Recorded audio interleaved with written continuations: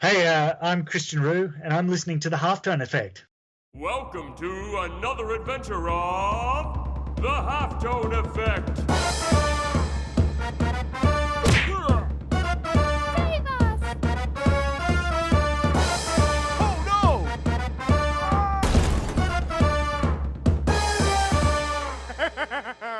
Hey guys, and welcome again to the Halftone Effect. Tonight, I am joined by a very special guest and a local legend by the list that I've seen in the last couple of days of comic books that he's worked on. Cristian Roux. Cristian, thank you for joining in on the issue of the Halftone Effect. Thanks very much for having me, Kieran. It's really great to be here. Yeah, I've been trying to get a lot of people on lately and booking them in. I know I talked to you a while back, and it's finally happened, which is awesome. It's great to have you on the show tonight to talk about your work, your impressive list of contributions and creator-owned work. I stumbled across your work a while back now at the infamous All Star Comics, and I mean, for me, before I actually knew you, like it was jaw dropping. The artwork is phenomenal.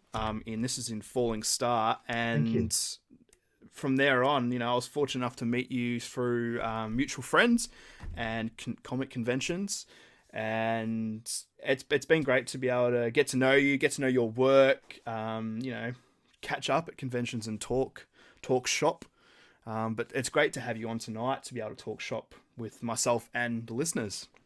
For you, where did it all start, Cristian? Well, that's a question. I mean, I've always, I suppose I've always had always enjoyed comics. I mean, I suppose that's, you have to say that, don't you? Or because that's true. I mean, I can't ever remember, not reading comics. Starting when I was, quite young, and I think they were, mum would have purchased them, in an effort to get me enthused about reading, and then it just was sort of a mainstay, through Asterix and Tintin, but it probably wasn't until high school and just kind of, I guess, discovering American comics, Marvel comics, X-Men and X-Factor and all that it sort of really started to kind of manifest itself as an obsession, at least as a reader. And during high school, sort of, playing around with, wanting to make a comic book, spending hours and hours plotting and planning with a friend and doing concepts and that sort of thing, but never actually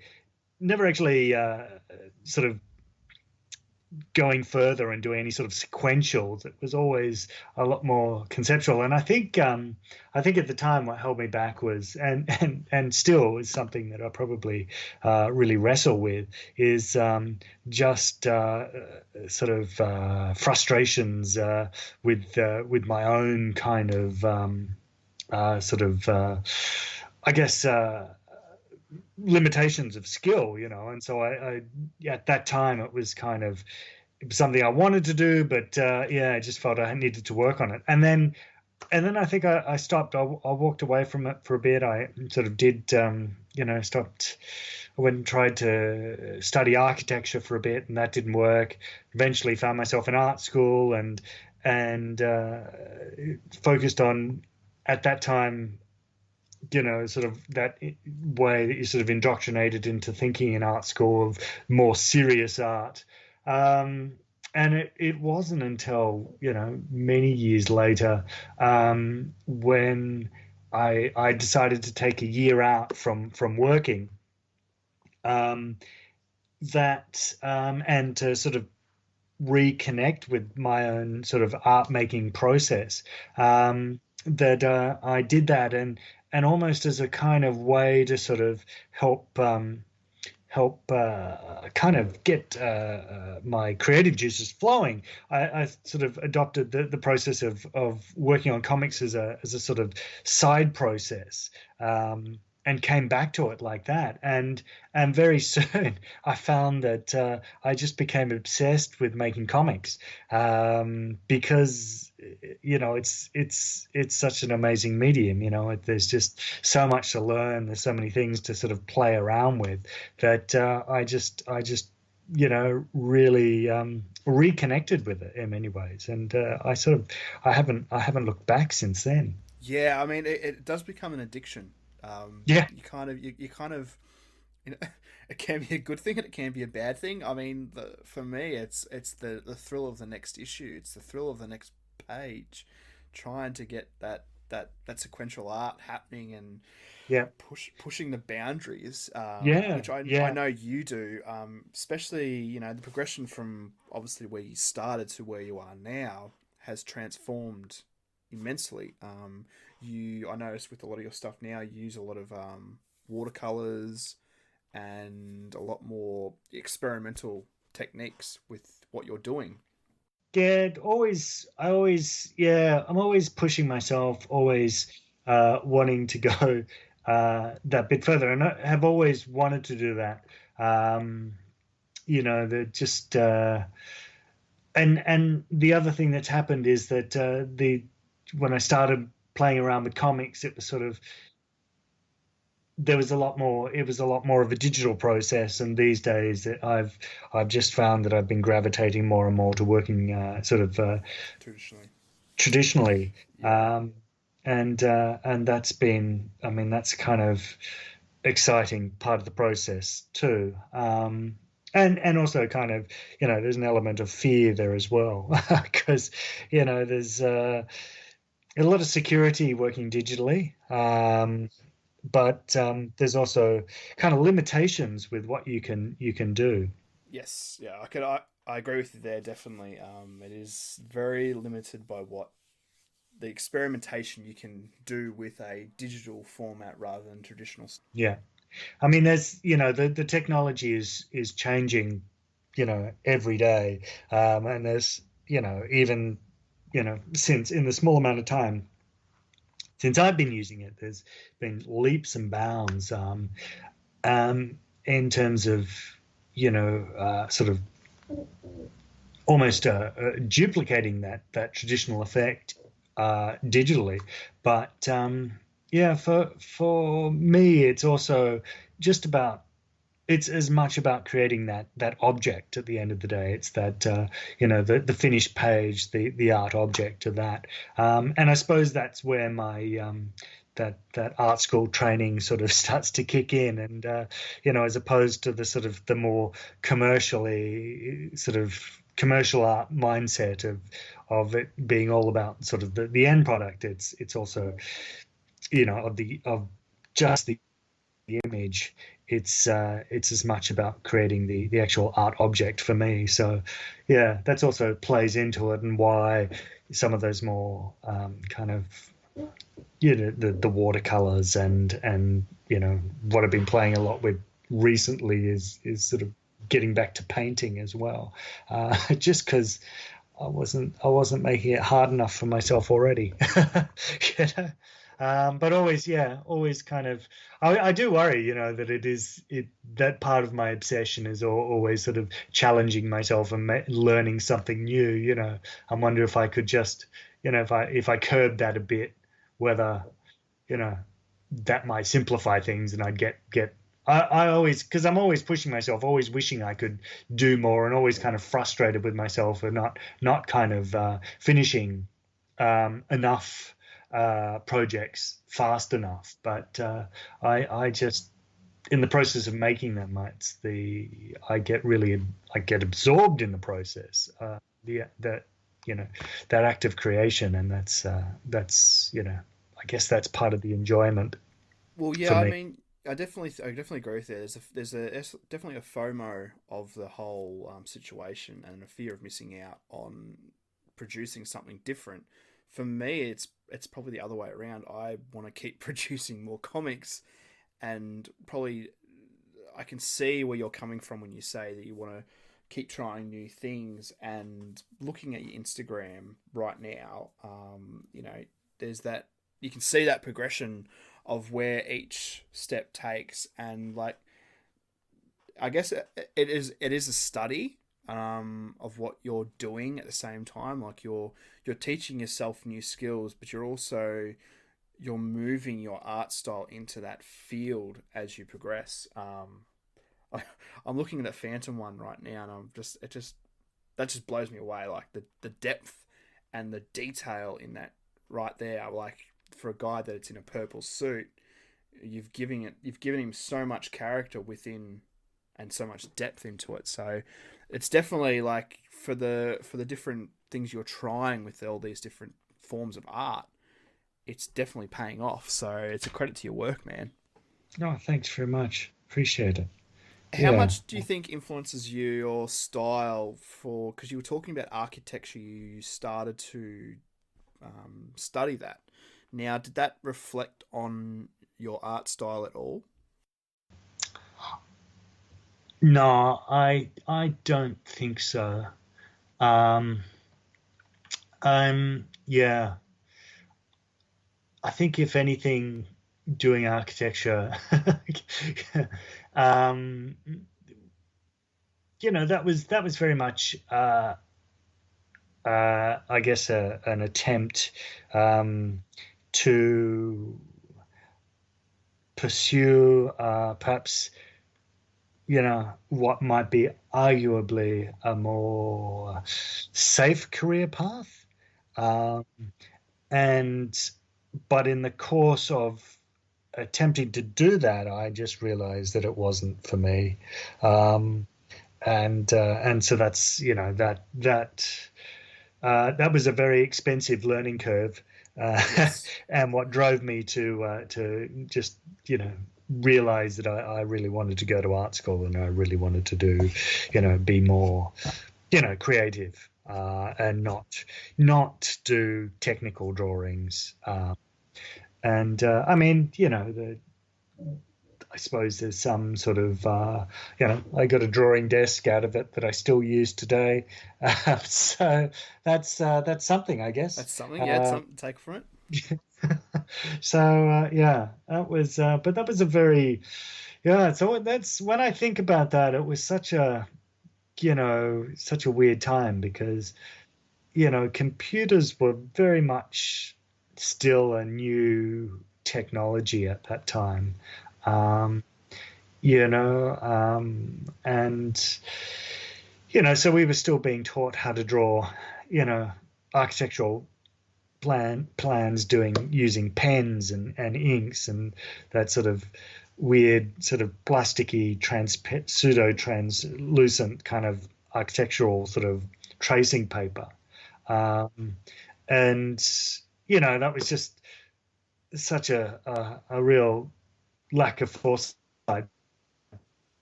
by they should have been, we should have been using far more computers. But anyway, that's just part of the story, I guess. There's always a transition period, and yeah.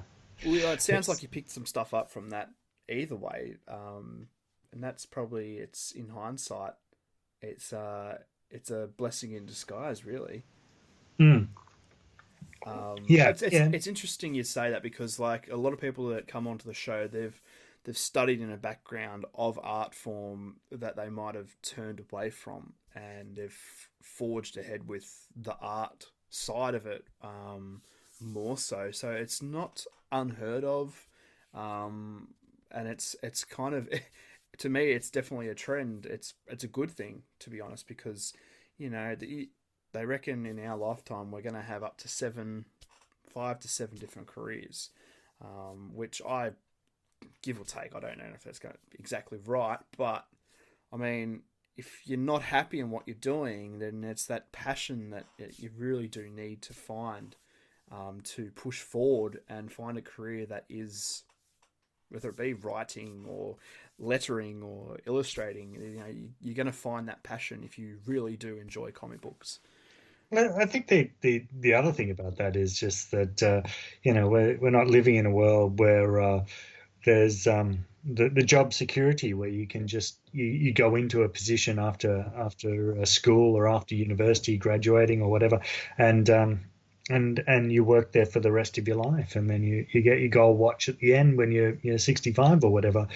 Jobs. I mean, the number of you know jobs that I've had where the companies ended up being bought out by someone else, and then people get made sort of redundant. Just that's it, Yeah, really. Yeah. So I guess, partly sort of wanting to continue down this path of illustration is that, the hope that I become self-sufficient in a way.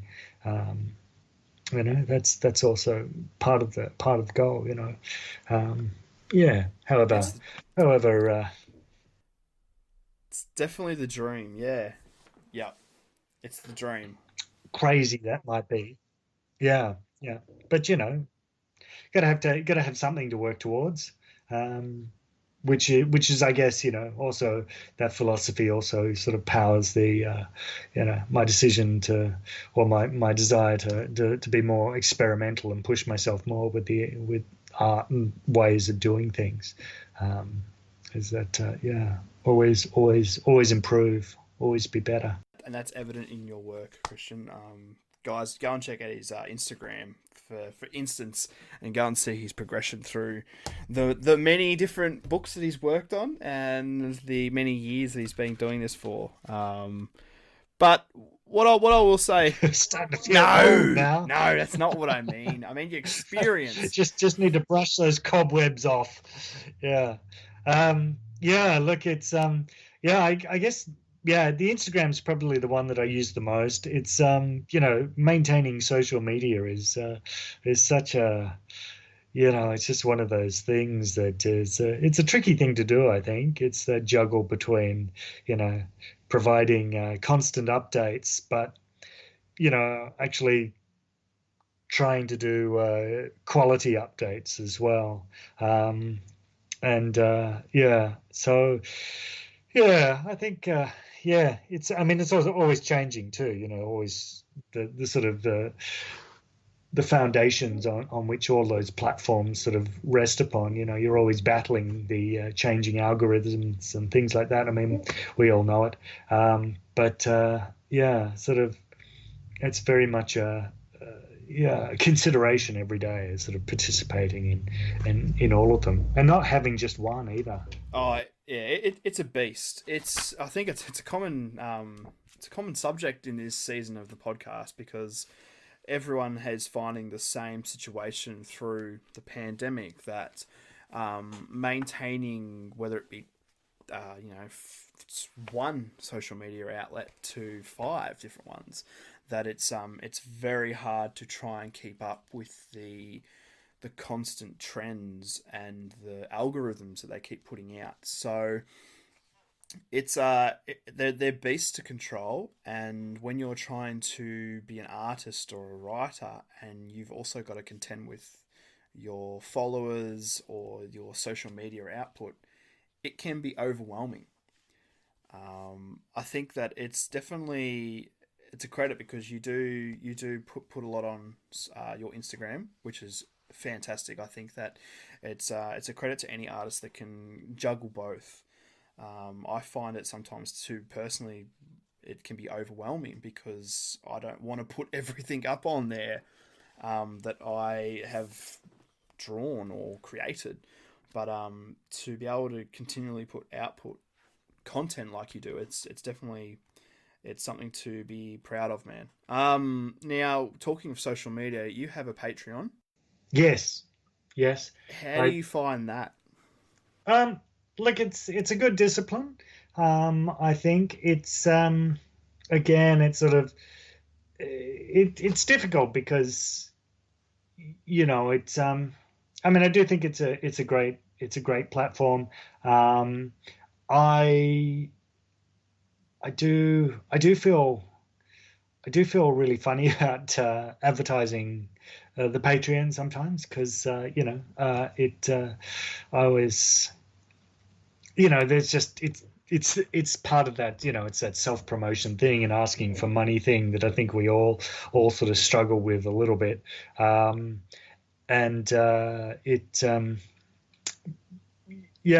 but it's interesting. I mean, it's just kind of it's interesting the people that do come on and you go and sort of want to sort of participate or with the Patreon, and it's quite often it's surprising to me, and it's a reminder that not to be shy about sharing it, but I do enjoy putting content up there. I do try and think about it in a long-term sense, in the way that while there may be a modest number of patrons at the moment, that what I'm actually producing is content that will be useful, for a long time coming. And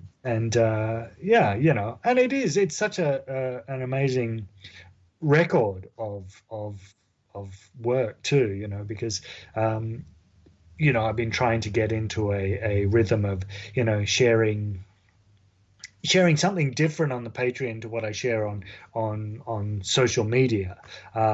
So with the Patreon, I'm sort of focusing on better quality images and sort of a more in-depth discussion about process, and inspirations, and creative decisions. Why did I do this? Why did I do that?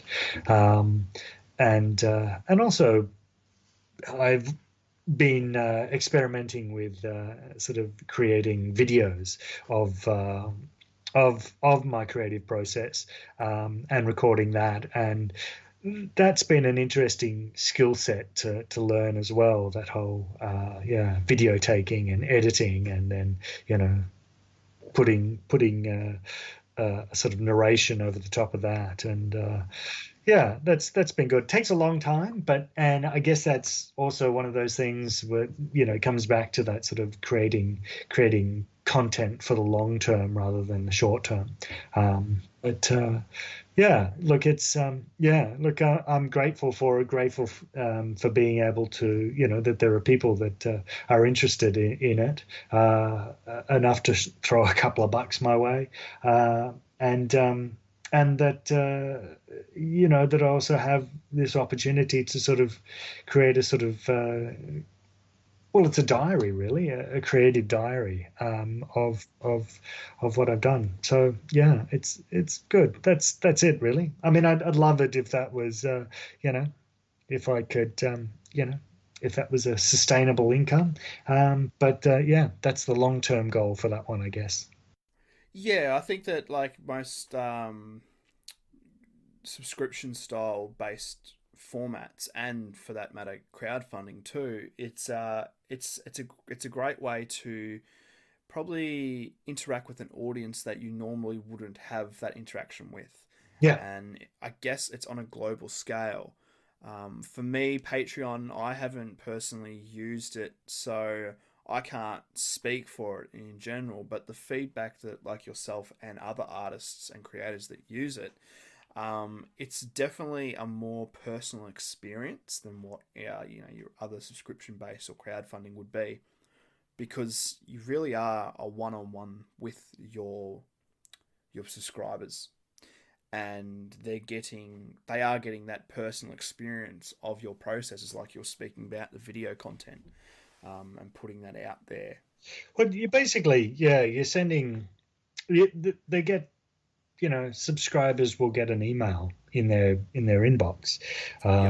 So, they don't have to. It's not content that's filtered by sort of social media algorithms, and it is something that sort of I think about a lot. It's as various social media platforms increasingly limit the reach of posts, it seems like they're almost rendering themselves obsolete by doing so, and it's kind of like, well, what is the alternative? You've got people that follow you on these platforms, but don't get to see your work. And what's the way around that? And one is one is ideally a mailing list, I guess, where going back almost to the early days of the internet. Because that's that's a really direct method, and I'm on a few different mailing lists, and I really appreciate it these days. Getting something, and it makes it a lot easier. And so it's mm, It's a lot to take on and juggle again. yeah, But you're right with the mailing lists. They're kind of the they're hidden making a gem. comeback, I think. Well, yeah, I think in the age of social media, you're kind of inundated with so much content that people still use email. They still check what's going on, and I know that personally that it does really have a lot of interaction. I found using a mailing list, which is awesome. And it's just about grabbing their attention and kind of keeping them updated with what's going on, what you're offering. It really does make a difference when you've got something to give back rather than just always asking. And I think that helps build the audience because they'll tell a friend that this is going on and they're getting this free or they're getting this knowledge or they're looking at starting something, but they've gotten some tips and tricks from these other creators that are out there doing it. It does generally make a difference. And I've watched a lot of Australian creators like yourself utilize that format and really build their audience. Because it has that personal attachment to it. They're getting a personalized email to their mailbox every month, Yeah, or every second week. So that's really cool to see. And if anyone out there listening to the podcast, if you're in that situation where you're starting to build that audience, I think that's probably a really good tool to try to utilize. And I mean, for the sake of an email, well, they call them EDMs. You can sign up to the likes of Mailchimp and Campaign Monitor, those kind of things. And I think it's like $9 a month for a subscription, and you can send out a list to over, I think it's 500 people, and you can kind of give something back to your audience, which is important. It's a give and take relationship. Is Mailchimp only on a subscription model now? It used to have a free tier, which I think gave you a certain number of subscribers that you. Yeah, I think so. I haven't used it for a while. I use Campaign Monitor now, and I find it a lot more with my stats. I find it a lot more. It gives you a lot more data back, and for your subscription list, the price brackets are really good in the sense of how many people you've got subscribing to your email every month. So that's why I made the jump from that to Mailchimp. So Mailchimp I haven't used for probably about 4 years now. Yeah, right. Okay, interesting. So I couldn't actually vouch for them if they still do offer that free one. But if they do, anyone listening, it's probably better off using that then because you've got a free place to start whilst you're building that audience. It's a perfect tool. Yeah. And again, it comes down to, I think it's dedication like any social platform. You kind of need to be putting stuff out there for your followers to devour. Yeah, that's right. Yes, it's always got to be putting stuff out there. It's yeah. So diving into the conventions and the local circuit here in Australia. Yeah. For you, where did it all start from in that point and start getting out there amongst the audience? I think I didn't know anyone in the local comic scene when I started making comics, and I think I must have started to, once I started to make comics, I started to get interested in going to a convention. And so I went to, I can't even remember whether they were, whether it was, which convention it was, whether it was Oz Comic Con or whether it was Supernova or whether it was Armageddon back then. But I went to a handful of them and sort of, spoke to a few different creators that had tables there, and was just, I guess, inspired because I was like, well, yeah, I think I probably can do this. But at that time, I didn't really have much work. So my first convention may have been 2012. And that's when I started to meet people. And just because I, sitting next to them, I think I met Darren Close at that convention, and met a few of the sort of squish face people as well, and then it just kind of snowballed from there. And obviously as I sort of started to produce works, and then it was also talking to the guys at All Star when I had one of my first comics, and talking to them about whether or not they'd sell the comic, and what sort of and this would have been the first issue of Falling Star, and what sort of expectations they had or recommendations, and that kind of thing, and they were really helpful and really happy to talk about it as well. So that was really good, and that was a big step too. And then also from them sort of having it on their shelves, sort of meeting other people, in the local scene in Melbourne, and then going to the creator meets. I guess that was also something that was really, really good for just getting to meet people, and having that regular meetup. And I think that's and then it sort of got to a point where, I guess, with the conventions, it felt like, I just realized that I probably wasn't, I was going to have to go interstate. There's only so many so many people that you could meet in Melbourne. And then, of course, once you started going to the local creator meets, you're basically meeting everyone anyway, without having to sort of fork out that table fee. And so then I sort of started to look at, going interstate, and,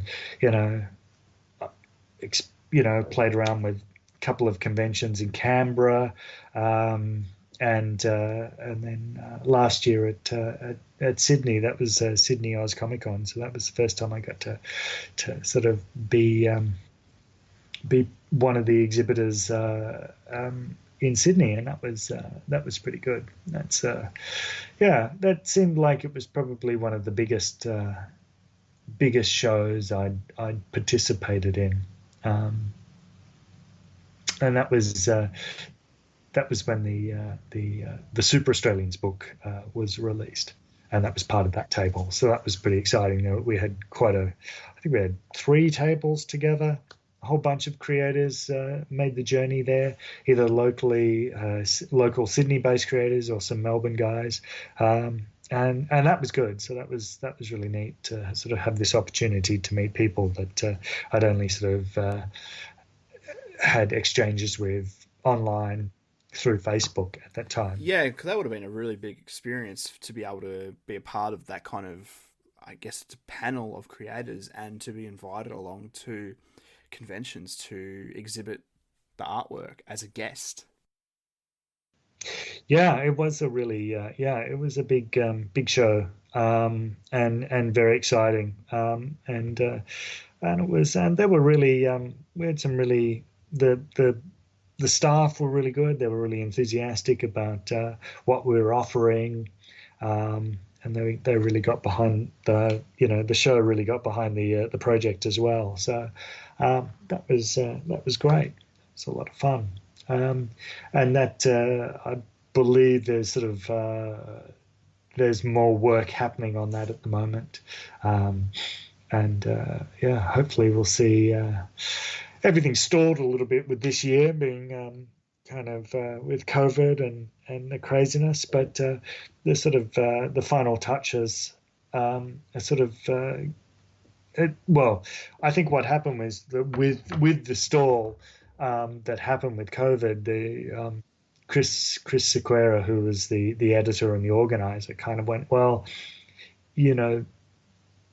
there were some finishing touches that he wanted to put on the book at the time, but he's sort of gone, well, we've basically got 12 months here that we can, an additional 12 months. So let's put something together and let's put those finishing touches on the book, and then release it into the wild when that's done. So I believe that's what's happening at the moment. Yeah, fantastic. And it's I guess that there is that aspect of the whole pandemic that has kind of been overlooked, that I myself am putting more content out, but I guess people who aren't ready to put it out, they've got that chance to put the refining touches on it and get it to the point that they'd be happy with it without rushing it out of the pressure of release dates or conventions or bookstore appearances, all that kind of stuff. So there is that hidden gem amongst all this to be able to refine and get everything properly articulated.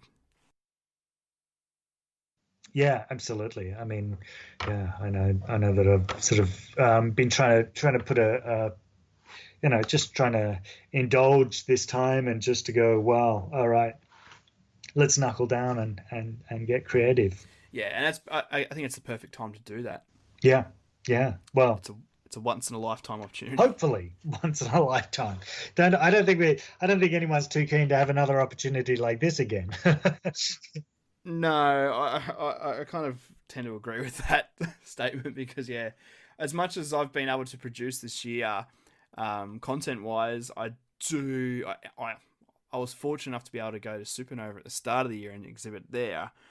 I am starting. So that was March, right?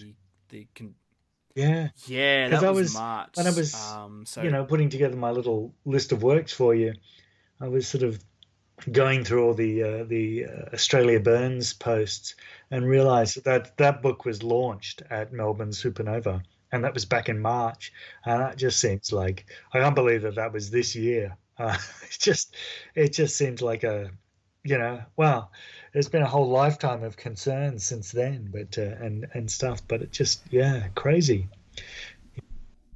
Oh, absolutely, and I think it's been great for everyone to be able just to kind of stop and collect themselves. I don't know how you found it, but I have definitely found it. I focused more on putting more effort into my comic books rather than trying to push stuff out to have it ready for convention. Yeah.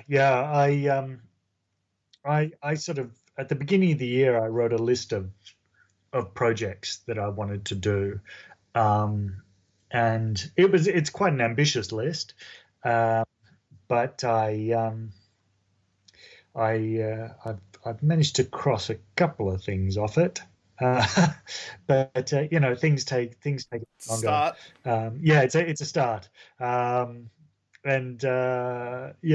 I've still managed to do a few things because a couple of extra things sort of popped in that I took on board. That's the other thing I tried to do, was just sort of go, look, I think I spent 2019 and a bit before that just saying yes to many things, and I just realized that I got to a point where I just had, and the reason I did that was because I wanted to push myself and to sort of try and challenge myself like that, but I realized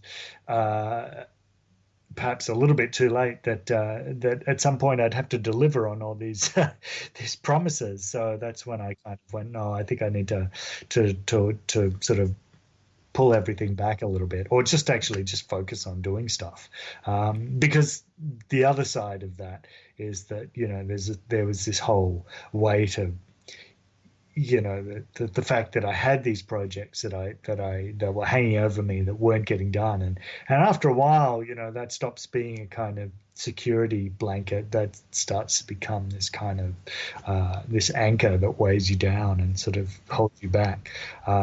So yeah, that's yeah, but No, I can definitely hear you there, Christian. It can become problematic when you've being offered jobs left, right, and center. It's a good problem to have, but it can it yeah, can be problematic in the future. yeah, absolutely. But yeah, like honestly, man, that list you sent through, like 2019, just you were on fire. Like there's so many projects, and I understand when you say that you had a lot going on. Like it's definitely.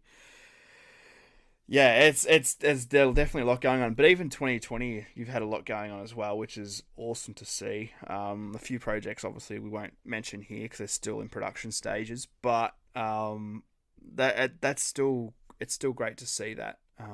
You've got all this other stuff going on behind the scenes amongst the world stopping.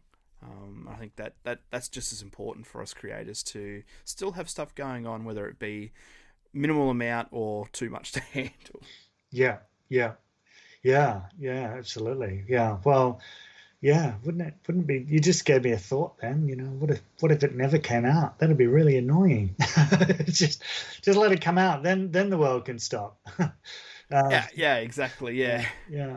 But you're putting out stuff, but it's you've got to contend with it. And people, I think, at this current time, it's kind of the mindset for a lot of people. I feel as though it's strike while the iron's hot and put stuff out because they're hungry for content more than ever because they might be at home and they might be sick of social media. They might be sick of sitting on the computer and want something to read. Or I think it really is the perfect opportunity for us creators to kind of get stuff out into the world and try and be seen.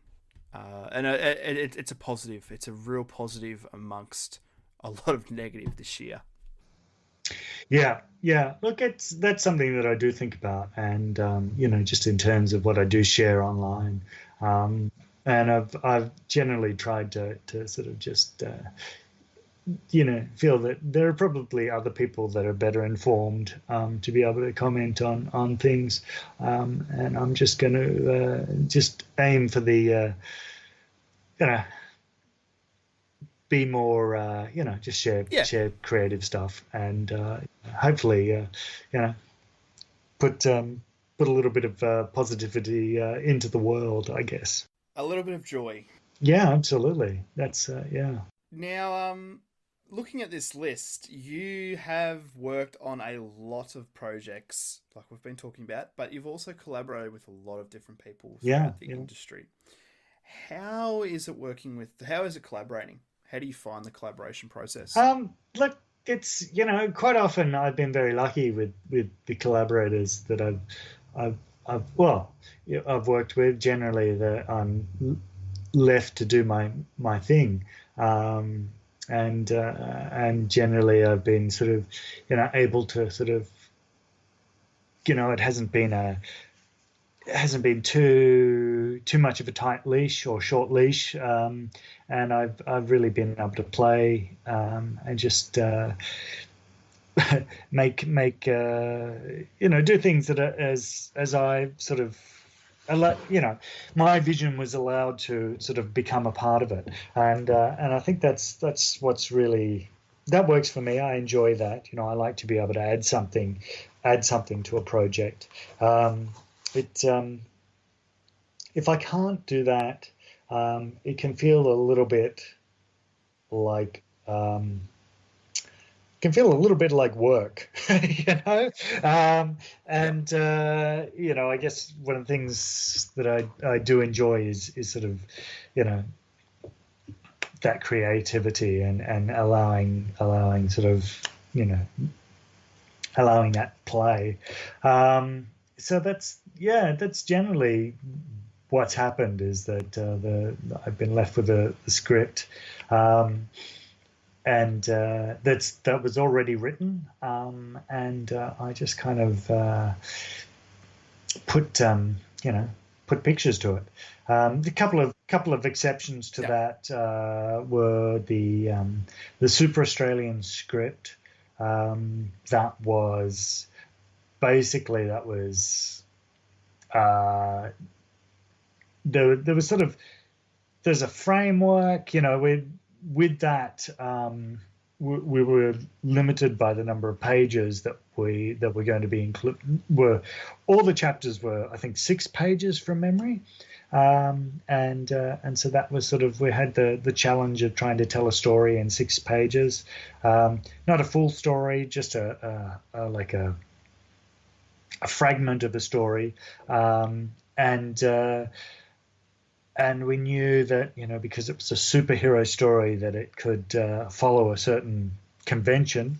I mean, I think we're all familiar with that, because, you know, it's not so much the destination, but the journey, with a lot of storytelling, I think. And I had 2 pages of script, and the writer sort of had to sort of step away, and then I was sort of discussed, you know, where we were going to go and what to sort of do with Chris, and then I was left to sort of basically to sort of write the rest of the story, and you know, both and scripted as well. So that's sort of one exception, and the other one is with the sort of the current project that I'm working on, and that just sort of, that was an idea that Ryan and I talked about, Ryan Lindsay, and spent a lot of time discussing and back and forth and working on that script together, and really thrashing out that the sort of concepts and how it was going to come together. And that was a really amazing experience. You know, Ryan's a really generous creator, I think, and you know, if you just look at his output, you know, it's no wonder that he's got some fantastic works there, because I think he must work like that with everyone, and it's just a really enjoyable process. So that's, you know, that's quite exciting too. There's a couple of stories with Jason Franks. Little short stories. You know, Jason is another great collaborator. You know, he'll always come with a script idea, but then he'll just be really enthusiastic about, you know, stuff that I come back to him with. And so I really enjoy working with Jason as well. Yeah, there's a lot of good stuff. There's a little short story that's going to come out, I think, early October, that worked with Lucas Testro on that one. That's a little what I call a little bootleg Doctor Who comic. Awesome. Yeah, so that was just something fun. We'd sort of tried to work on a different idea some time ago, and that just, we started with an idea that was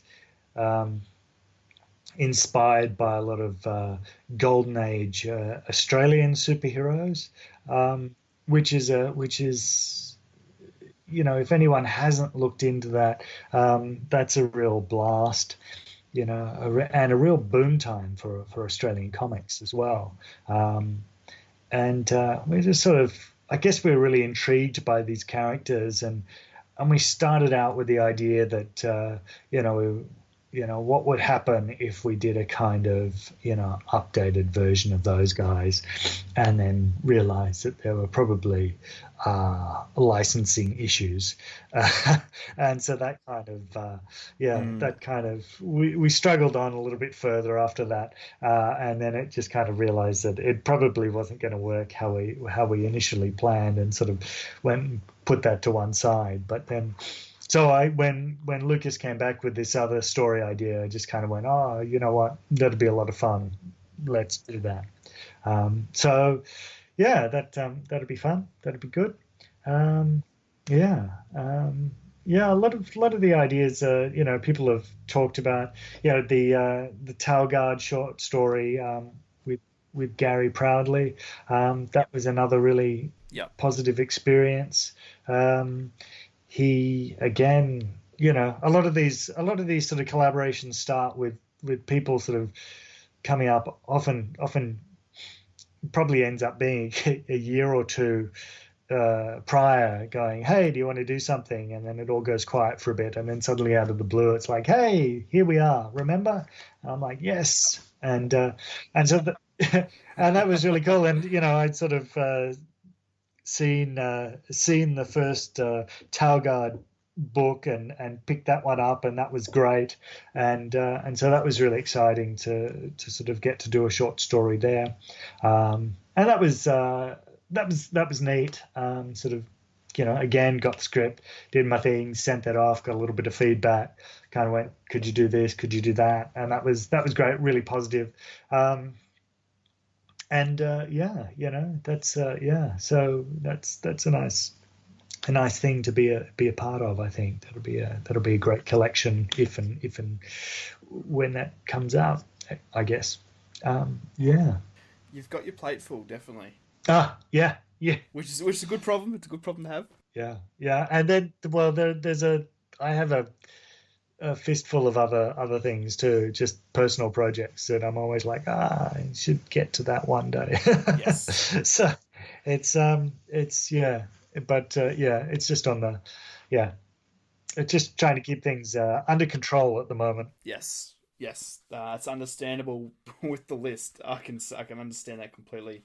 You're a busy guy, which is awesome to see. It's awesome to hear that you've got a lot going on for you, and it's a credit to your work that you're getting recognition amongst the community by the names you've just talked about there, that are sourcing you out to work with them on their projects. The Australia Burns was such a huge effort on everyone's behalf, and Oh, that's just crazy, isn't it it? was Yeah, amazing. insane. And to see it fully published and out there amongst the community was astounding. I was actually very proud of everyone's contribution to that project, and I think it's upwards and onwards for the guys that organised it as well. They put a lot of effort in behind the scenes, getting it all ready, getting it all out to everyone. Absolutely. And look, I think it's just one of those things that like it's that everybody um sort of did that work for charity. Even the printer did, was did the work for free. That's just it's just incredibly generous, amazing, and such an amazing figure that was raised. Yeah, I was. That was, and that's I spoke to Darren the other day and just kind of went, oh, how much do you reckon it's raised? And he went, yeah, well, it's still trickling over, but he sort of said that, yeah, I don't know, is it, what, 20K or something like that? Just amazing. So yeah, just and to such a good cause. Yes, yes, it is an amazing cause, and it's definitely proof in the pudding that people are happy to support a cause like this, and they get a cool little comic book in return. It really is an amazing looking book. It just, very much an incredible who's who of, amazing creators that are current in Australia, and just so many. There's, so many amazing creative people just participated in that book. Yeah, and it is great. It's a credit to the industry with currently creating the content for people to read and enjoy, and hopefully it passes on the torch to the next generation of creators, but also it kind of gives them a bit more exposure as well in the process. It's a kind of it's two-edged, two-sided coin, really, when you look at it, because people are donating their time and effort to contribute to this book, but they also hopefully will have new readers that'll be interested in their work, and likewise. So there's a great way of thinking about it like that. Yeah. But before we wrap up tonight, 'cause it's been an absolute delight talking to you tonight, Christian. and hearing your Oh no, I insight. really appreciate the opportunity, Kieran. Thank you. Awesome. I thought I might just let you give us a spiel of where everyone can find you on the World Wide Web. Oh wow. Okay. Um, well, I think as we talked about, sort of Instagram is probably my social media of choice. Although I do try and maintain a presence on the other two. My Instagram handle is at woo.who.ru. So that's WOOHOOROO. And Twitter is all one word, woohoo. And Facebook, you can sort of find me as either Cristian Roux or Cristian Roux Comics and Illustration. Or is it Christian? I think it's just Cristian Roux Comics, isn't it? Maybe Cristian Roux Comics and Illustration. Anyway, I should come up. So, yeah. And and my website, which is probably a bit sadly in need of attention, which it will get one day when I can find the time, is just christianroux.com. But yeah, and of course on Patreon as well, if you want exclusive content and to throw me a couple of bucks. There you go, guys. Go and check out his work. Go and support his work. He is doing stellar stuff out there. He is killing it with the amount of content he's putting out there in other comic books beside his own work. Again, Cristian, thank you once again for coming on to the Halftone Effect. It has been an absolute delight. Hopefully we'll be able to get you back on the show sometime in the future to spruik about your work. It's always a pleasure having our guests back on again. But yeah, guys, thank you again for joining in, and we'll be back again next week for another episode. Thank you.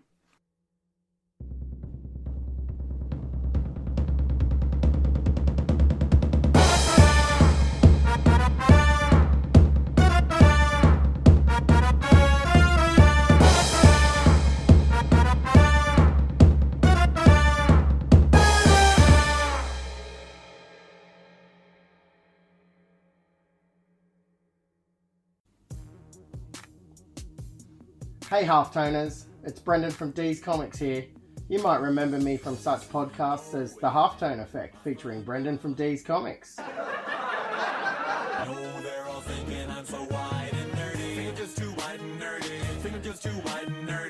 Well, I'm here to tell you, at D's Comics, we love comics. We really love comics. We really, really, really love comics. We're proud to be a comic shop that's all about comics and stories. Sure, we have a great range of collectibles, merchandise, and things, but the thing we love the most is sharing stories with the comic-loving community. Things are nice, of course, but it's the stories that bring us together. Pop into D's next time you're in Canberra and share some stories, or check out our website or social media by searching D's Comics Canberra. We look forward to hearing from you soon. Thanks, guys.